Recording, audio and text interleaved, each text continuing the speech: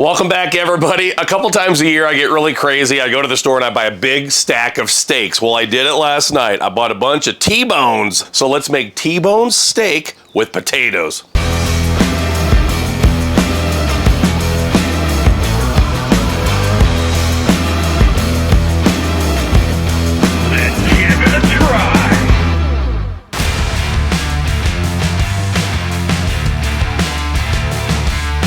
I just washed a bunch of mini red potatoes. Gonna cut those into, just because they're gonna cook a little bit quicker. That way it'll provide a little more surface area so we can get some good color on these. I have my Blackstone 36-inch Pro Series on high heat, and we'll take my sliced potatoes over to the griddle top. I'm gonna try to put these into a little circle. First things first, a whole lot of water, a whole bunch of water, and I'm gonna use my basting cover to cover them up. Wouldn't hurt to go ahead and close my hood as well. I'm spoiled, I have a hood and a basting cover. If you have a hood, you don't need a basting cover, but the basting cover will keep that heat a little closer to the potato, so that's the point. Steaks! You know how expensive steaks are, especially the last couple of years. The local grocery store, Safeway, had these T-bones on sale. When it was all said and done with all of my digital coupons, I got a 3-pack of these steaks for only $22. That's unheard of in today's economy. Meanwhile, it's been about 7 or 8 minutes. Let's pull that basting cover. Woohoo! Nice steam. I know they're not even going to be close yet, so we're going to go in with another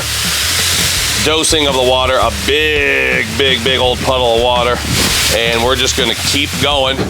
We want to get those potatoes nice and soft at the end. We'll color them up. We'll add some seasoning. We'll put some parsley on there. Have some killer potatoes. I've had the steaks out of the refrigerator for about 30-45 minutes. These should take on a killer sear. Really simple. We're gonna use avocado oil, rub it in on both sides. Nice looking T-bones. Should help to get a killer sear. Reached in the pantry, pull these out. 2 good options for steak. I guess today we'll use maybe a little bit of both. Start out with a little bit of the steakhouse seasoning. Love the steakhouse seasoning. It has all the onion, garlic, salt, all the good flavors you want on a steak. And because I can do anything I want to do, we're also going to put a little bit, just a little bit of that blackened steak seasoning on there. I love it. And we'll do the second side as well. While I was waiting for the potatoes, I ran in and grabbed some garlic paste. You know how much I love this. A little bit of garlic on the steaks is really good. This is the way I used to do these on the Griddle More tour years ago. A little bit of garlic. Nobody's going to complain. Potatoes have been down for about 15 minutes. Let's check again. Oh yeah. Ooh, they're getting there. Really soft. Go ahead and give them one last dose of the water. Cover them up. Gonna go in with some avocado oil. Put that garlic seasoning side down. Again, we're on high heat. We want a killer sear. I'm gonna go ahead and remove my basting cover. Wow! Potatoes are close enough. I'm gonna spread them out now. Add a little bit of that avocado oil. Any seasoning will do. We already have the steakhouse seasoning out, so that's what we're using. We'll let these sit here a few minutes and move them around a little bit while we're cooking the steaks. Press down on the steaks if you want to help with that sear. We want a killer crust on that steak, and then after the first side looks perfect, just the way we want, we'll give it a flip. Then we'll turn the griddle down and we'll allow that internal temperature to come up. Potatoes starting to get really nice color. It's about time to flip our steaks. Oh, wow. See, that's the kind of sear, that's the kind of crust I'm talking about. Oh man, all due to the high heat from the griddle, the avocado oil, the seasoning, and of course, a little bit of that garlic paste that I put on there. Those steaks couldn't look any better. Straight away and turn this burner off, and turn this burner off as well. It's a 36-inch griddle. We still have 2 burners on, plenty of heat on that big old plate of steel. I'm just gonna allow the internal temperature of the steak to continue to rise, and we'll start to do some readings really quick, and we'll monitor the potatoes. I'm monitoring the potatoes. Get in there and get our first internal temperature reading on the steaks, 105. This one's a little more thin, 118, 104, 102.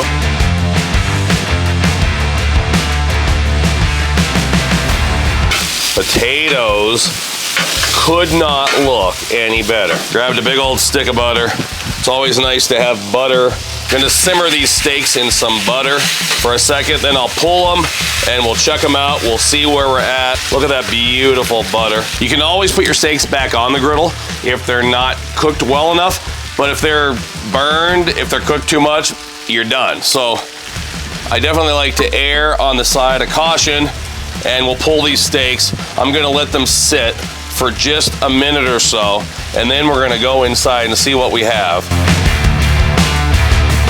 I realized my cutting board was dirty. Then I remembered I have a handy cutting board right here on my Blackstone Griddle. So let's pull that aside. A little bit of curly parsley for the potatoes. You could do flat leaf parsley, but everybody uses flat leaf parsley. All the chefs say that's the only way to go, but where I grew up, everybody used curly parsley, so I think of that as my calling card. I'm kind of a curly parsley kind of guy. Over to my potatoes. Gonna give them a quick mix. Grab a cast iron skillet. This should be real nice. Presentation, cast iron and potatoes always looks good. Full transparency, like I said, I'm not a steak expert, so I always pull them a little bit early, then we can always go back onto the griddle for a minute or two if we need to. I'm gonna do a secret peek in there. All you steak experts out there right now are gasping. That one's not too bad at all. So back onto the griddle for just another 60 seconds, maybe 90 seconds or so. Steaks, definitely a lot of individual preference there. Some people love them rare. My father-in-law likes his steaks rare. At most, he'll eat it medium rare. We like ours kind of medium. I think that's probably what I'm looking for. The upper end of medium rare, right towards medium. If you watch my videos, you see me cooking stir fries and Todd and all that stuff. I do not use temperature readings. I don't use thermometers. But with steaks, I definitely use a thermometer.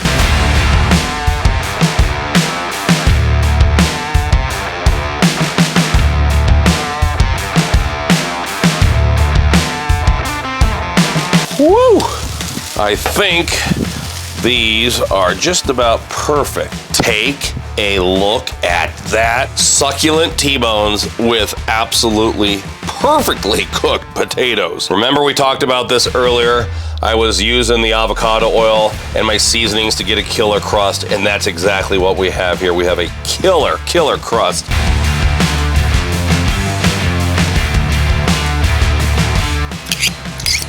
It's time to give it a try. Let's grab a steak at random, pull that off the bone, and that's exactly the way that we like it. We like some pink, but we're not into totally rare in our family. Oh, succulent. Look at that beautiful steak. It's time to give it a try. Have to go in for a second bite. I love the garlic flavor. Taste the seasonings. I think this is bite number 4. Potatoes outstanding as well. If the camera wasn't rolling, I'd probably be smothering them with ketchup because I'm a ketchup and potatoes kind of guy. Or steak sauce. Steak sauce on potatoes. Woo. One last look at these insane T-bones and these killer potatoes. If you've been watching my videos, you know I'm a carbohydrate kind of guy. Bread or potatoes, it's hard for me to say no. Look at that amazing sear. One last time. One last bite.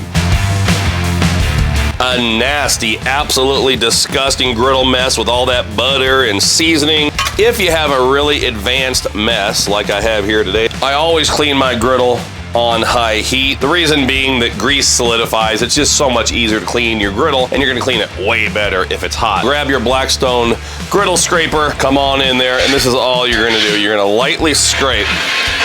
You're not gonna dig in there.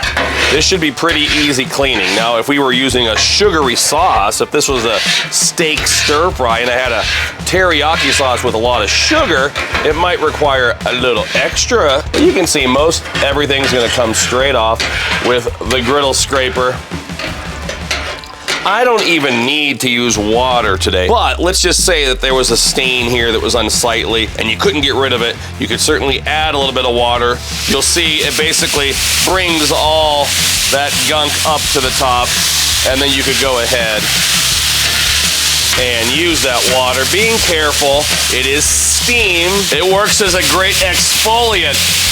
Look at that skin. Oh my goodness, that's why griddlers have the best skin. Being careful, again, using gloves if you want to. You want to be really careful. And then I'll always finish with a little coating of whatever cooking oil I'm using. We rub it in. We want it to look slick and oily. This is going to prevent any kind of rust. It's going to make our griddle non-stick. It's ready for storage, or it's ready to turn around and cook my next recipe on it. Just took about a minute. As my son Jesse would say, chef's kiss. Thanks for coming along for that. We'll get the recipe up at blackstoneproducts.com. Please leave a comment and a thumbs up down below. Let me rewind. Please leave a comment. I can't ask that enough times. It really helps with the algorithm. And make sure you're watching all the shows on the Blackstone Network because we have a lot of them. Until next time, this is Todd. I'm saying praise the Lord and pass the steak and potatoes.